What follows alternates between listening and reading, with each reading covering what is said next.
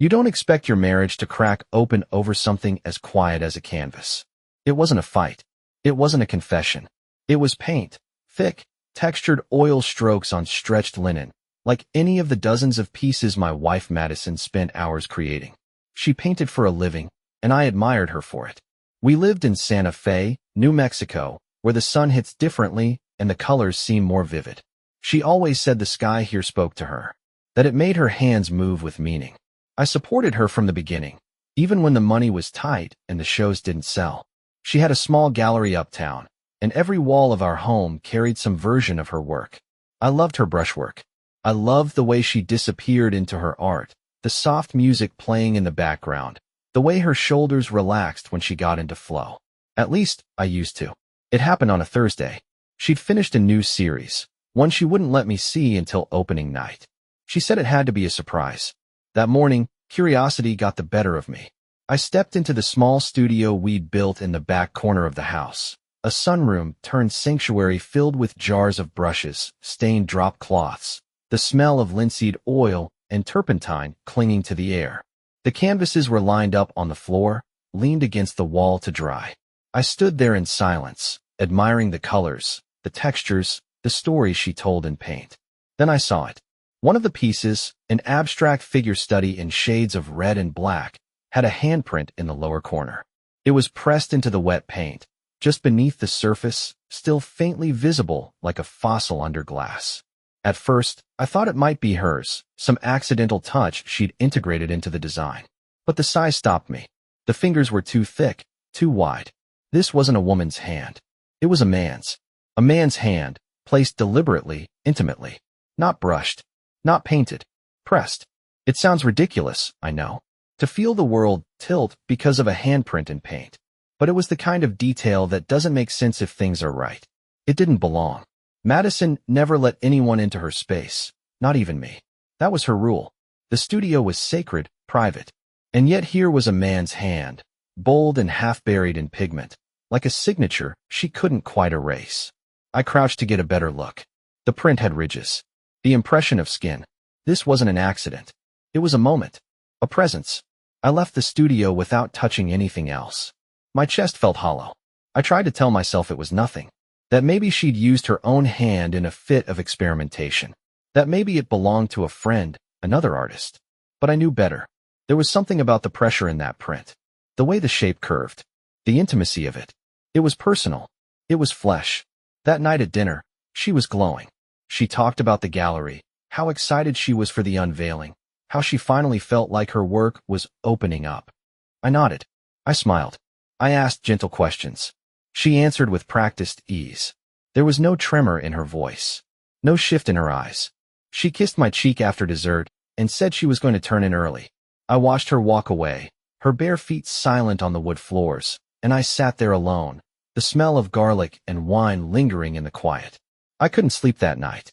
I lay awake, staring at the ceiling, listening to her soft breathing next to me and wondering whose hand had been on that canvas and how long it had also been on her. The next morning, I didn't confront her. I went to work. I kept the routine, but I couldn't focus. My thoughts kept circling back to the studio, to the print, to the way she'd acted like nothing had changed. I started noticing little things. A second bottle of wine in the recycling bin. A set of keys I didn't recognize on the entry table. Nothing blatant. Nothing damning. But enough to build a shape in the dark. I contacted a lawyer. Not to sue. Not to file anything.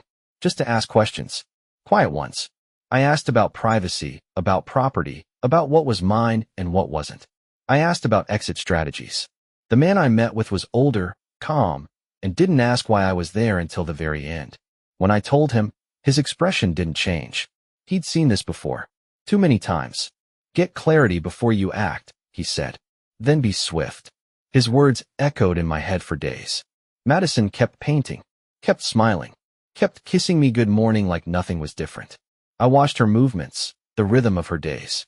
She'd disappear into the studio for hours, music playing low, always locking the door behind her. I wondered what he looked like. I wondered how he entered our house without leaving a trace. I wondered if he knew I existed at all.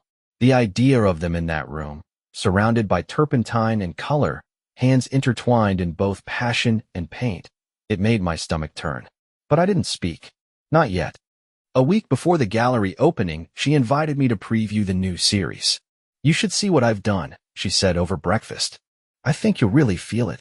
I agreed. We set a date. But that evening, when she was out buying wine for the guests, I went into the studio one last time. I looked at every canvas, every brush stroke, and I found more signs. Subtle shapes hidden in the backgrounds. A pattern. A form that appeared again and again. Broad shoulders, long hands, a face without eyes. She had painted him, over and over. Not as a stranger, but as something permanent. Like he belonged. That was all I needed. The next morning, I took a knife from the kitchen drawer and returned to the studio. I didn't rage. I didn't scream. I picked 4 pieces, the ones with the clearest echoes of him, and I slashed them clean. Long cuts through the canvas, silent and deliberate. The paint split open like skin. I left the pieces on the floor, their frame splintered, the fabric hanging in loose ribbons. Then I packed a single bag. Clothes, passport, wallet. Nothing more. I left a note on the table. "For words, you painted the truth." And I walked out the door. I didn't check my phone for the first 2 days. I drove east with no destination, just asphalt ahead and the past fading behind me in the rearview mirror. The morning after I left, I sat in a motel outside Amarillo, watching sunlight creep across the carpet, and finally turned my phone back on. 11 missed calls. 4 voicemails. 2 texts. Her messages came in waves, confusion, desperation, then silence. I didn't respond. I didn't listen. I didn't need to. She'd gotten the message. Or at least part of it. The rest would come later, slower, like cold water pouring through cracks she hadn't seen yet. A mutual friend reached out on day 9. "Jenna." She didn't ask questions. Just said, "She's a wreck. Thought you should know." I didn't reply. But that night, I looked up the gallery's website. The opening had been canceled. The post simply said, "Exhibit postponed indefinitely due to unforeseen circumstances." There were no new paintings listed. No press releases. Just silence. And in that silence, I saw the first cracks in her world. I heard from the lawyer a week later. Madison had filed a report about property damage, about the canvases I destroyed. But she dropped it before it even reached mediation.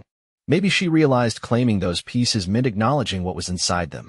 Maybe she knew trying to salvage the art meant exposing the lie. Either way, she went quiet. I sold the house a month later. She didn't fight me on it.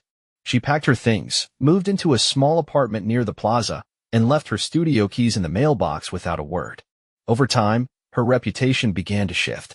People noticed the canceled shows, the shift in tone.